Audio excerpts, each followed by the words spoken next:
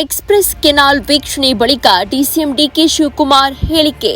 Express canal ಯಾವುದೇ ಕಾರಣಕ್ಕೂ ನಿಲ್ಲಲ್ಲ. ನಾವು ಸ್ಥಳೀಯ ಎಲ್ಲಾ ಪಕ್ಷದ ಶಾಸಕರ ಜೊತೆ ಮಾತನಾಡಿದ್ದೇನೆ. ಯಾರಿಗೂ ಮೋಸ ಆಗದಂತೆ ನೋಡಿಕೊಳ್ತೇವೆ. ಇದು ಅಭಿವೃದ್ಧಿ ಕೆಲಸ, ರಾಜಕಾರಣ ಬೇಡ. ಕಳೆದ 2 ದಶಕಗಳಿಂದ ನೀರು ಹಂಚಿಕೆ ಆಗಿಲ್ಲ. ಯಾವ ರೈತರು ಗಾಬರಿ ಪಡುವ ಅಗತ್ಯ ಇಲ್ಲ. ಕುಣಿಗಲ್ ಮಾತ್ರ ಮುಖ್ಯ ಅಲ್ಲ, ಎಲ್ಲಾ ರೈತರ ಹಿತ ಮುಖ್ಯ. ಯಾರಿಗೂ ಅನ್ಯಾಯ ಆಗದಂತೆ ನೋಡಿಕೊಳ್ತೇವೆ.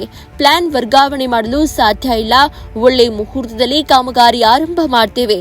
ಹೋರಾಟಗಾರರ ಮನವೊಲಿಸಿ ಕಾಮಗಾರಿ ಆರಂಭಿಸುತ್ತೇವೆ. ಎಲ್ಲ ಗೊಂದಲ ಬಗೆಹರಿದು ಸ್ಥಗಿತಗೊಂಡ ಕಾಮಗಾರಿ ಆರಂಭವಾಗಿ ಆಗುತ್ತೆ.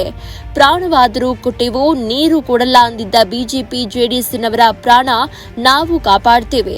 2 ತಿಂಗಳ ಹಿಂದೆ ಸೋಮಣ್ಣರ ಸಲಹೆಯ ಮೇರೆಗೆ ಇಲ್ಲಿ ವಿಸಿಟ್ ಮಾಡಿದ್ದೇನೆ.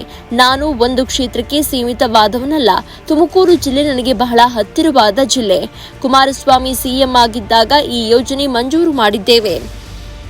600 ಕೋಟಿ ಇದ್ದದ್ದು ಈಗ 1000 ಕೋಟಿ ಆಗಿದೆ. ಈಗಾಗಲೇ 400 ಕೋಟಿ ರೂಪಾಯಿ ಬಿಡುಗಡೆ ಆಗಿದೆ. 4-5 ತಿಂಗಳಲ್ಲಿ ಮುಗಿಯುವ ಕೆಲಸ ಇದು. ನಮ್ಮ ಕಾವೇರಿ ಜಲಾಶಯದಿಂದ 220 ಟಿಎಂಸಿ ನೀರು ಬೀಳಿಗೊಂಡ್ಲಿಗೆ ಹೋಗಿದೆ. 200 ಟಿಎಂಸಿ ನೀರು ಸಮುದ್ರಕ್ಕೆ ಹೋಗುವ ಸಾಧ್ಯತೆ ಇದೆ. ಯಾವಾಗ ನೀರಿನ ವ್ಯವಸ್ಥೆ ಇರುತ್ತೋ ಆಗ ಮಾತ್ರ ಈ ಕೆನಾಲ್ನಲ್ಲಿ ಹೋಗುತ್ತೆ. ಯಾವ ಕಾರಣಕ್ಕೂ ಈ ಚಾನೆಲ್ ಲೆವೆಲ್ನಿಂದ ಕೆಳ ಲೆವೆಲ್ ಅಲ್ಲಿ ಹೋಗಲು ಬಿಡಲ್ಲ. ನಾವು ತಮಿಳುನಾಡು ಜೊತೆ ಮಹಾರಾಷ್ಟ್ರ ಜೊತೆ ಜಗಳ ಮಾಡದಂತೆ ಮಾಡಬಾರ್ದು.